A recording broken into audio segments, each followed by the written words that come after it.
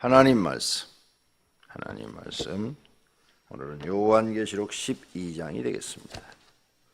요한계시록 12장입니다.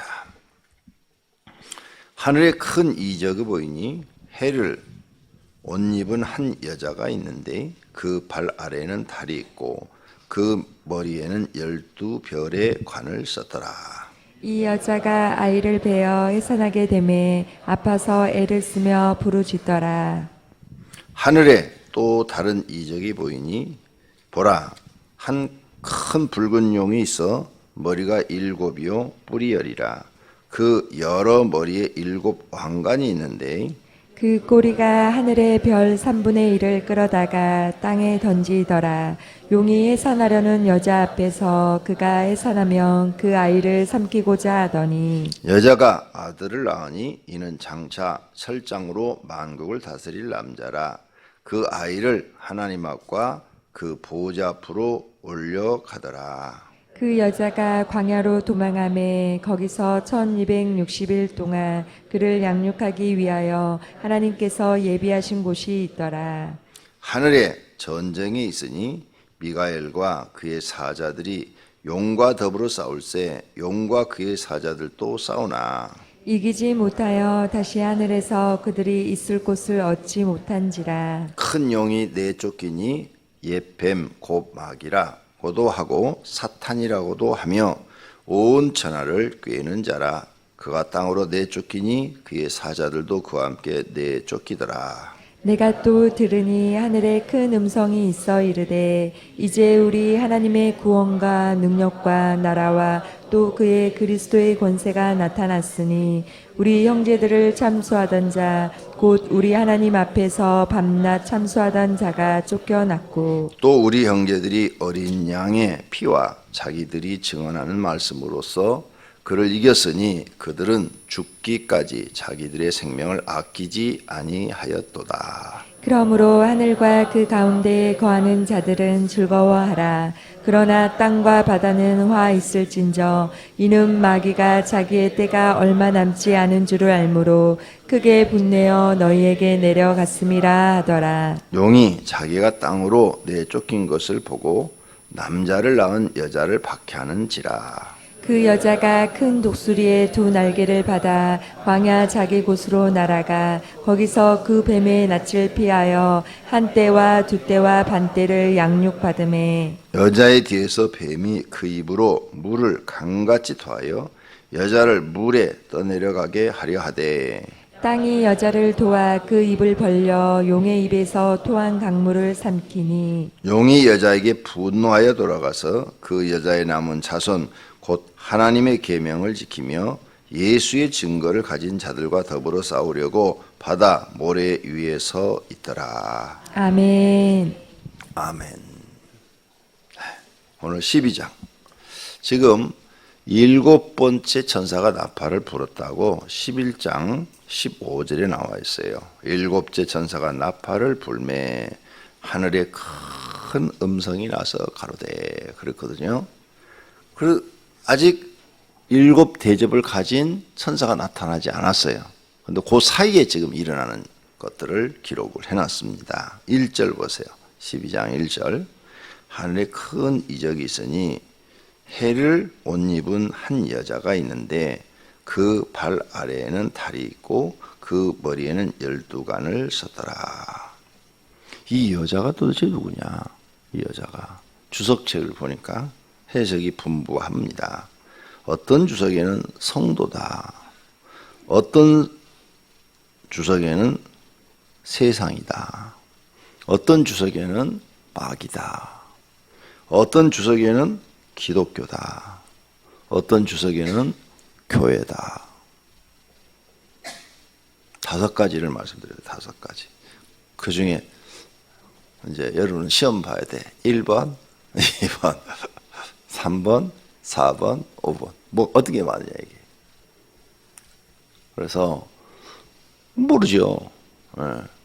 모르면 성경은 성경에서 답을 찾아야 된다. 성경에 답이 나와 있다. 이 여자가 도대체 누구냐? 이 여자가.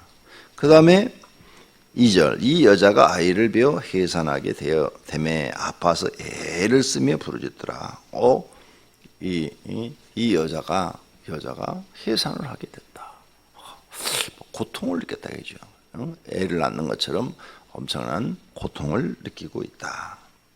3절 하늘에 또 다른 이적이 보이니 보라 한 큰 붉은 용이 있어 머리가 7이요 뿔이 10이라 그 여러 머리에 7 왕관이 있는데 그 꼬리가 하늘의 별 3분의 1을 끌어다가 땅에 던지더라. 용이 해산하라는 여자 앞에 그가 해산하면 그 아이를 삼키고자 하더니 영과 용과 여자 사이에 다툼 전쟁이 일어났네. 그러죠? 용이 그 여자를 해산하면 그 아이를 삼키고자 죽이려고 하고 있더라. 용과 이 여자와는 친구가 아니네. 적이네, 적. 그러죠? 서로 죽이려고 하니까. 여자가 아들을 낳으니 이는 장차 철장으로 만국을 다스릴 남자라. 그 아이를 하나님 앞과 그 보좌 앞으로 올려가더라. 이게 또 뭔 소리야, 이게? 이제 철장 권세라는 걸 여러분이 들어봤는지 모르겠어요. 철장 권세. 여기서 이 철장이라는 말이 처음 나와요. 철장. 철장 권세. 그 다음에 6절. 그 여자가 강야로 도망하니 그 남자는 하나님 보좌 앞으로 올라갔고 그 여자가 강야로 도망갔다 이거예요. 거기서 3년 6개월 동안 양육하기 위하여 하나님께서 예비하신 곳이 있더라. 강야로 도망가서 3년 6개월 동안 하나님 앞에 양육을 받더라. 이걸 갖다가 피난처라 이렇게 말합니다. 피난처. 하늘에 전쟁이 있으니 미가엘과 그의 사자들이 용과 더불어 싸울세. 아까 용이 나왔어요. 붉은 용이 나왔는데 용은 누구하고 싸우느냐? 여자하고만 싸우는 게 아니라 여자를 잡아먹으려고 했는데 못 잡아먹고 미가엘하고 싸움이 벌어졌다. 미가엘은 누구냐? 천사장인데 하늘의 군대를 거느리는 천사장이다. 그러니까 하늘의 군대와 사자, 용과 싸우더라. 그런데 용이 이기지 못하더라. 그래서 하늘에서 쫓겨나더라. 이기지 못하고 하늘에서 쫓겨나더라. 9절 그 용이 내쫓기니 옛 뱀 곧 마귀라고도 하고 사단이라고도 하며 그 붉은 용이 뭐예요? 뱀, 사단이다. 사탄. 성경의 언어를 하나로 통일하기로 최근에 결정을 했습니다. 사단이라고 하는 사람도 있고 사탄이라고 하는 사람도 있는데 사탄으로 쓰기로 최근에 결정이 됐어요. 지난달인가 내가 읽어본 것 같아요. 최근에 이게 결정돼서 어떤 데는 이렇게 지금 사탄 나와 있죠. 어떤 데는 그냥 사단 이렇게 나와 있어요. 근데 앞으로는 사탄이라고 쓴다. 왜냐하면 세상에서 사단이라는 용어를 써요. 국어사전에 보면 사단 났네 뭐 이런 거. 사단 났네 이래가지고 무슨 일이 잘 안 되고 다 깨졌을 때 사단 났네 이렇게 말을 쓰기 때문에 사탄이라고 하자. 사탄. 그래서 통일시키고 앞으로 그렇게 쓰니까 요 사탄 여러분이 그렇게 쓰면 돼요. 이게 큰 용, 붉은 용은 뭐예요? 그 머리가 7이고 용이 머리가 7이고 뿔이 10이라. 그것도 7 왕관을 쓰니 괴물. 이걸 쉽게 말하면 괴물이죠. 괴물. 이 괴물은 사단이었다. 괴물이잖아요. 머리가 7인데 뱀이 몸이 하나에다가 머리가 7이야. 괴물뱀이지. 그거 정상이 아니죠. 이 괴물이 사단이었더라. 사탄. 이 사탄이 하는 일은 뭐냐? 온 천하를 꿰는 자라. 온 천하. 온 천하를 꿰는 자라. 온 천하. 온 천하를 다 속여놨어요. 다 속고 사는 거예요. 자, 여러분이 내가 이제 많이 속는 거 가르쳐 줬지만 또 생각해 봐요. 세상 사람들은 무엇을 위해 사느냐? 성공을 위해서 살죠. 성공. 그죠? 높은 자리에 올라가면 성공. 돈 많이 벌면 성공. 그게 성공이냐? 그게 다 속은 거예요, 마귀한테. 거짓말이에요. 성공 아니야. 예. 높은 자리에 올라갔다. 돈 많이 벌어서 부자가 됐다. 아무 소용없어. 지옥 가는데. 무슨 성공이야, 그게. 예. 그렇게 사람들 다 속여놨어요. 그래서 모든 사람들이 그 성공을 위해서 하는 거야.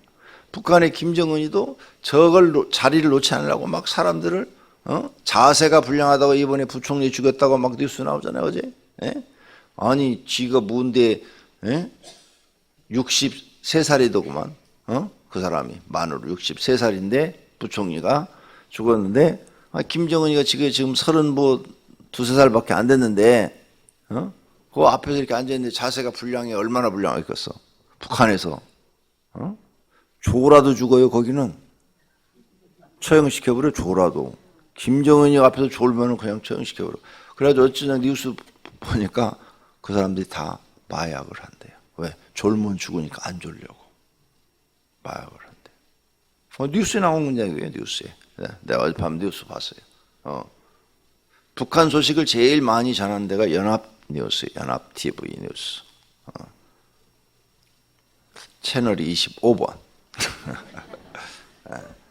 그 보면 북한 뉴스를 많이 하는데 거기 그게 나와도 김정은이도 마약하는 것 같다. 그리고 그 앞에서 안 졸려고 마약을 한대. 졸면 죽으니까. 원하시면 졸지 말아요. 죽을 수 있어요. 데려다가 청살시켜버린대잖아. 감히 자세가 불량하다고. 참 재미있는 나라에 세상에서 정말 특이한 나라.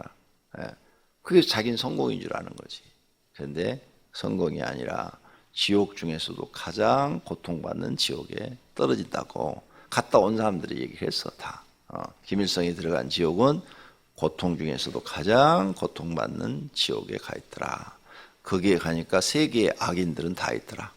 지옥에 가장 고통받는 지옥에 가니까 뭐 신선유 목사 쓴 책에 보면은 지옥도 지하 1층, 지하 2층, 지하 3층 이렇게 돼 있는데 가장 죄를 크게 진 사람들이 그 3층에 내려가 있는데 거기에 가니까 거기에 있더라. 하늘도 1층천, 2층천, 3층천이 있는데 가장 하나님 앞에 헌신하고 자기를 순교하고 그분들이 마지막 그 3층천에서 살더라. 뭐 이런 식으로 거기 써놨는데 어쨌든 그 책에 보니까 거기 가니까 김일성이 히틀러, 가론 유다 뭐 이런 아주 세계 악인들은 거기 다 모아놨더라. 그럼 그 악인들끼리 싸우면 누가 이길까? 안 싸울 것 같아요. 왜냐하면 악인들은 악인들끼리 뭉쳐 보면 세상에서 보면 그러죠? 재미있어. 고통받으니까 그런 생각을 할 여유가 없어요. 딴 생각할 1%도 할 수 있는 생각을 주질 않아요. 고통만 느끼게 하시니까. 자, 이렇게 마귀가 온 찬화를 깨는데 성공, 그 다음에 행복. 행복의 기준이 달라요. 자, 세상의 행복의 기준을 지금 뭘로 만들었어요? 지금 세상 사람들은 행복의 기준을 돈만 있으면 행복하다. 거짓말이에요. 그거 다 속고 있는 거예요. 그 다음에 네가 행복하고 싶으면 너 하고 싶은 대로 하고 살아라.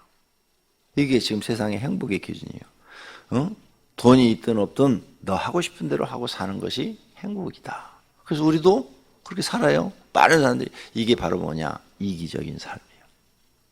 내 가족은 어떻게 되든 말든 나만 행복하면 되는 거야. 나만. 나 하고 싶은 대로 하는 거야. 그래서 이게 지금 세상에 만연히 퍼지고 있어요. 행복은 뭐냐? 옛날에는 돈만 있으면 행복하다. 성공하면 행복하다. 근데 이게 이제 거짓말이야.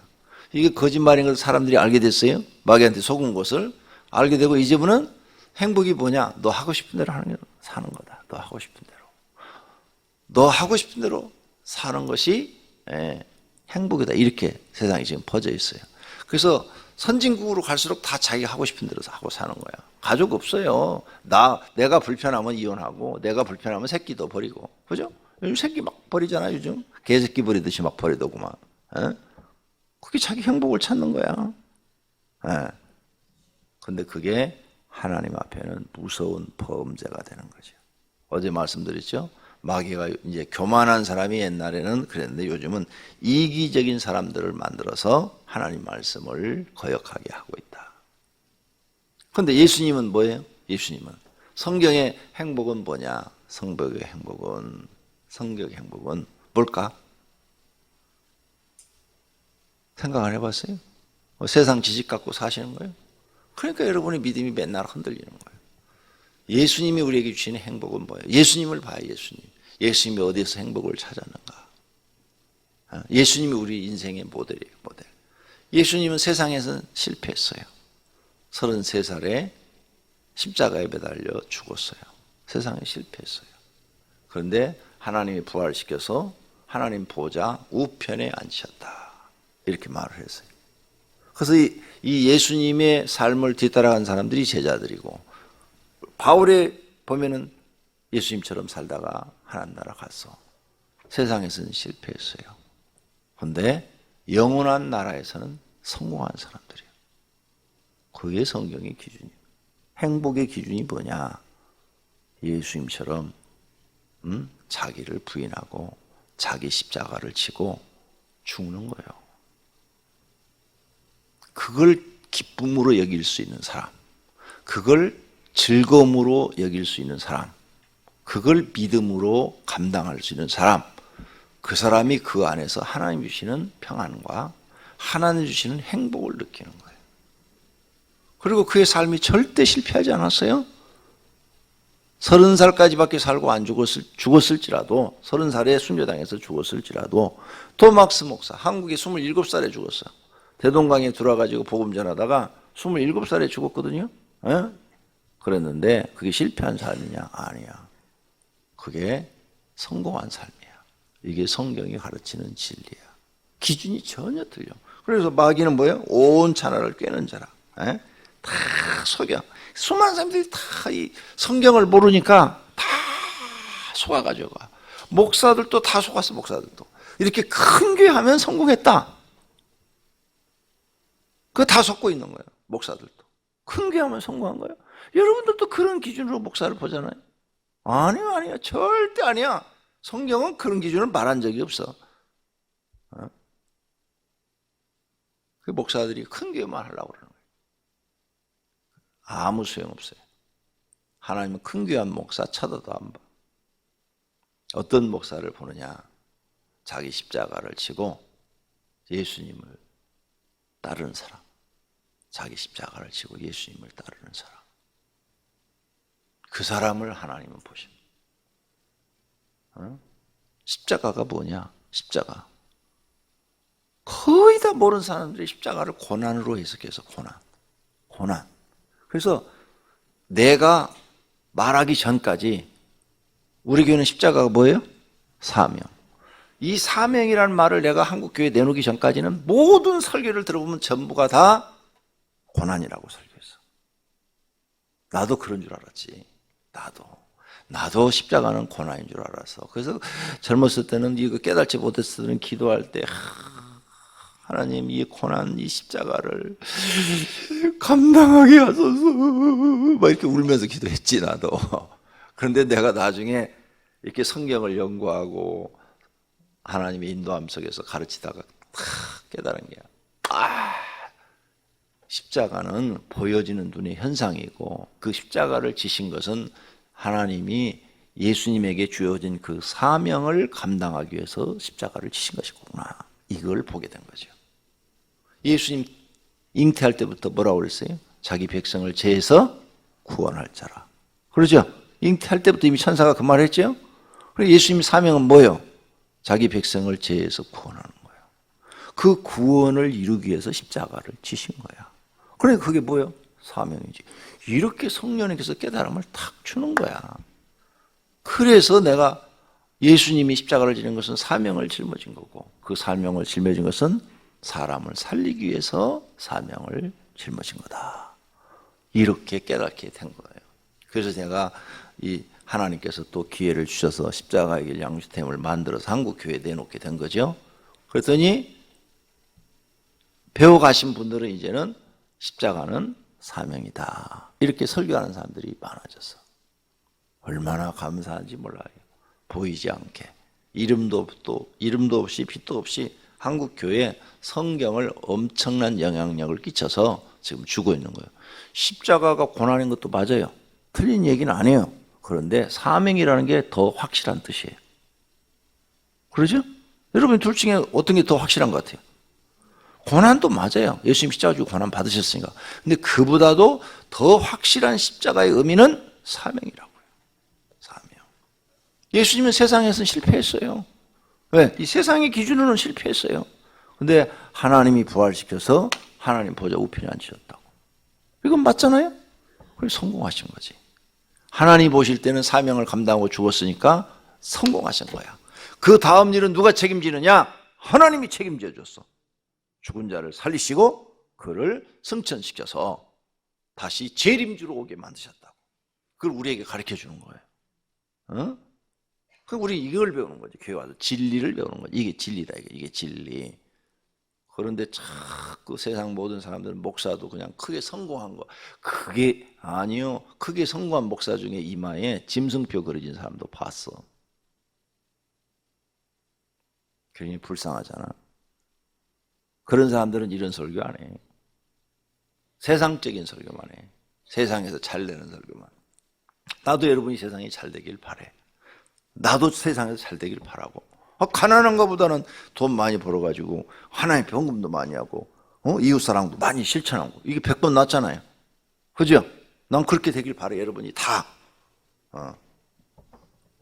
그러는데 하나님 나라는 잘못 전하고 하나님 나라는 잘못 전하고 세상 것만 전하면 이게 문제가 되는 거예요. 그러죠? 하나님 나라에 대해서 정확하게 가르쳐 드려야지. 할렐루야. 그래야 그게 진짜죠, 진짜. 하나님은 그걸 보시는 거예요. 하나님 그거. 여러분이 복 있는 자리에 지금 앉아 있는 줄로 믿습니다. 자, 이렇게 성경을 한 절 한 절 풀어가는데 이렇게 쉽게 가르쳐 주는 목사 봤어요? 읽기만 해도 다 이해가 되잖아. 그냥 읽기만 해도. 내가 그렇게 깨달았어요. 청년 때부터. 내가 막 하나님 설교하는 은사를 주세요. 내가 처음 목사님이 시켜봐가지고 올라가가지고 5분 설교하고 내려오면 그 이후부터 내가 기도를 그렇게 했다고 하잖아요. 설교 온 것만 작성해서 올라가서 읽으면 되는 줄 알았어. 근데 여러분 간증하러 이렇게 써가지고 온 거 가지고 올라가서 여러분 읽잖아. 주일 저녁마다. 근데 그 글씨가 안 보이면 어떻게 될까? 그냥 행설수설하는 거야. 그러면 글씨가 안 보일 때가 있어. 난 처음에 올라가서 글씨가 안 보이더라니까. 써가지고 올라가면 이게 보일 줄 알았어요. 설교를 올라갔는데 글씨가 안 보이니까 30분 설교하려고 써갖고 올라갔는데 5분 만에 내려왔다니까. 진짜로. 얼마나 부끄럽고 창피한지. 왜 글씨가 안 보여 올라가니까? 긴장하고 무섭고 떨려가지고 안 보이니까 이게 달달달달 떨려가지고. 그래서 그날부터 내려와서 하나님 내게 말씀의 은사를 주세요. 말씀의 은사를 주세요. 매일 저녁 저녁에 교회 가서 철회하면서 하나님 내게 말씀의 은사를 주세요. 말씀의 은사를 주세요. 몇 년을 기도했는지 몰라요. 그랬더니 어느 날 갑자기 성경을 이렇게 읽으면 성경이 머릿속에 이해가 되는 거야. 그때는 주석도 안 봤어요. 신학생도 아니니까. 근데 성경을 읽으면 성경이 깨달아지는 거예요. 이해가 되기 시작하는 거예요. 그리고 내가 교회 학교에서 교사를 하고 있었는데 교회 학교 설교를 부장 집사님이 시키더라고. 그래서 설교를 준비하고 기도로 준비하고 다 해가지고 설교를 교회 학교 설교를 했는데 유초등부 설교를 했는데 유초등부 애들이 다 울고 교사들이 다 울어버렸어. 그 설교의 은사가 그때 임한 거야. 예배를 유초등부 끝나고 내려왔는데 선생님들이 나한테 그 얘기 하더라고. 교사들이 오늘 권 선생님 말씀 너무 은혜로웠어요. 감동받았어요. 정말 가슴에서 뜨거운 눈물이 나왔어요. 막 이렇게 얘기를 하는 거예요. 난 그때 설교 은사 받은 줄 몰랐어요. 성경을 읽으면 이렇게 해석이 되어지는, 읽기만 해도 지금 해석이 되어지잖아요. 온 천하를 깨는 자라. 또 시간 가. 빨리빨리 끝내야지. 그가 땅으로 내쫓기니 그의 사자들도 그의 부하들도 내쫓기니라. 내가 또 들으니 하늘에 큰 은성이 있어 이르되. 그렇죠? 밤낮 참수하는 자가 쫓겨났대. 참수. 맨날 우리를 하나님 앞에 고소하는 거야. 하나님 저 권 목사 죄졌어요. 저 김 집사 죄졌어요. 그래 저 벌 주세요. 이렇게 참수하는 자가 쫓겨났대. 그게 마귀인데 용이라고도 한다는 거죠. 그럼 성도, 이 성도는 도대체 뭐야? 성도. 아까 여자 나왔는데 이 여자는 뭐야? 여자. 17절. 17절에 해답이 있어. 성경은 답을 성경에 찾아야 돼. 다 같이 17절. 용이 여자에게 분노하여 돌아가서 그 여자의 남은 자손 곧 하나님의 계명을 지키며 예수의 증거를 가진 자들과 더불어 싸우려고 바다 모래 위에 서 있더라. 아멘. 그럼 이 여자는 안 보이고 여자에게서 남은 자손, 여자에게서 남은 자손이다. 근데 그게 누구냐? 하나님의 계명을 지키며 예수의 증거를 가진 자다. 그렇죠? 이 사람들이 여자의 후손이야. 여자의 후손. 그러면 이 여자의 후손은 이런 사람은 누구야? 이 여자의 후손이 누구예요? 후손. 우리들이요, 우리들. 하나님 믿는 우리들. 그렇죠? 우리가 지금 이 여자의 후손이야. 그러니까 마귀는 우리들을 어떻게 하려고? 싸우더라. 우리들과 싸우더라.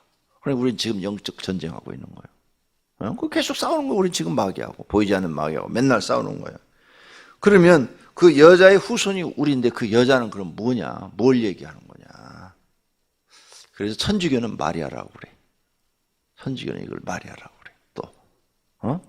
또, 우리는 뭐냐? 이 여자의 후손이. 그럼 앞에 이 여자는 뭐냐? 아들을 낳았다는데. 마리아라고 해석하면 딱 맞아 떨어져. 예수님의 어머니 마리아가 남자를 낳았다. 그 남자가 앞에서 5절에 읽어보니까 만국을 다스릴 남자라. 그런데 그가 다시 하나님 보좌 앞으로 올라갔다. 맞잖아, 딱 말이. 해석이 되어지잖아요. 그래서 5절, 12장 5절에 있는 이 아들은 예수님이라고 모든 주석가들이 다 그렇게 써놨어. 예수 그리스도다. 그분이 만국은 뭐냐? 온 천하를 다스릴 자다. 이렇게 다 써놨어요. 아이를, 그 예수님이 사역을 끝나고 하나님 보좌로 승천해서 올라갔잖아요.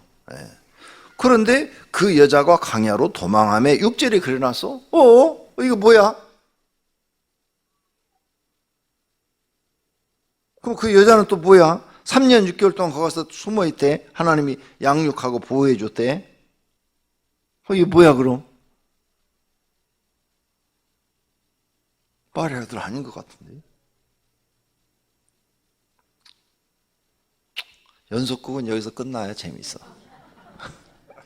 가서 연구해갖고 내일 아침에 와요. 내일 아침에 나오면 이 소식을 들을 수 있을 거예요. 잘 생각해봐요. 그렇잖아요. 응? 마리아 같지는 않잖아요 지금. 뭐야 여자가 그럼? 궁금한 게 참 좋은데 나는. 그래야 성경을 자꾸 읽고 싶은 생각이 드니까. 난 성경을 읽다가 막 이렇게 걸리는 부분이 있으면 기도를 해요. 이게 무슨 말씀이에요? 이거 도저히 모르겠어요. 아무리 읽어도 이해가 안 가요. 솔직하게. 그러면 성령님께서 생각을 딱 줘. 그리고 읽다 보면 그런 성경 구절이 아까처럼 뒤에 17절처럼 딱 나와. 딱 나와. 그러면 해석이 이게 쫙 되어지는 거예요. 성경은 뭘로 해석한다? 성경으로 해석한다. 그럼 이제 답이 거의 나온 것 같은데, 이 여자에 대한 답이. 예수 그리스도는 마리아에게도 태어났지만 하나님께서 메시아를 이 땅에 보내기로 약속하신 분이잖아요. 구약 성경이 이미 약속했잖아요. 메시아를 보내기로. 약속했는데 그 구약 성경에 메시아를 보내기로 약속했으면 그 약속을 이루시는, 구약에서 하나님을 믿는 사람들을 하나님은 구원받은 무리라고 보는 거죠. 그들과를 약속한 거죠. 구원받은 무리들과 그들과의 하나님의 약속을 맺어서 예수 그리스도를 보낸 거죠. 보낸 거예요.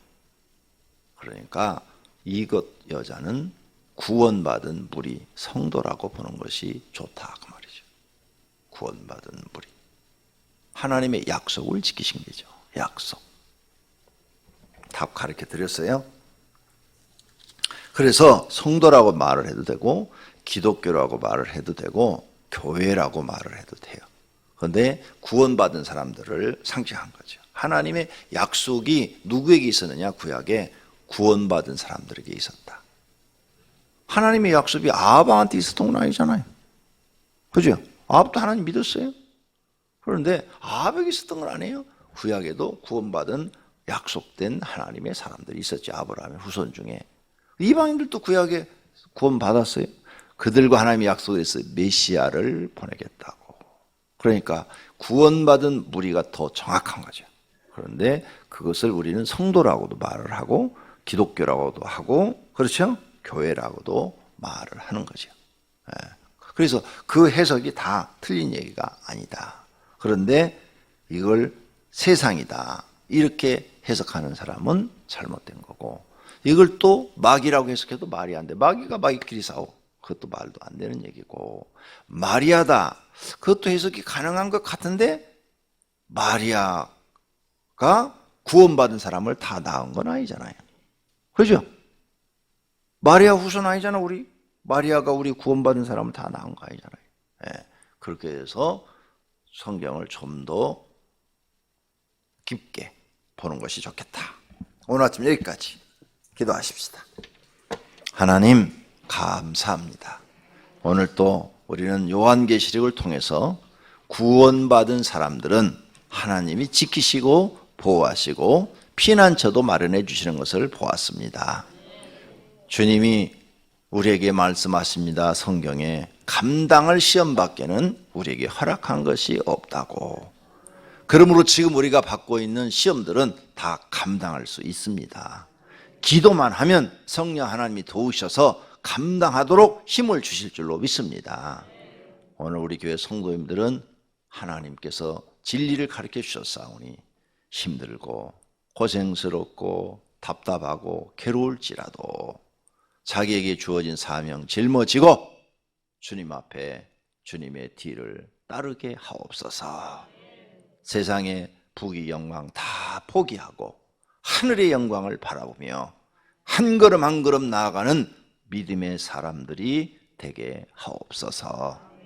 주님 앞에 드려진 11조헌금, 건축헌금, 소원헌금, 주차장헌금 다 받으시었고 성경에 언약한 대로 복을 주시옵소서. 예수님의 이름으로 기도드립니다. 아멘.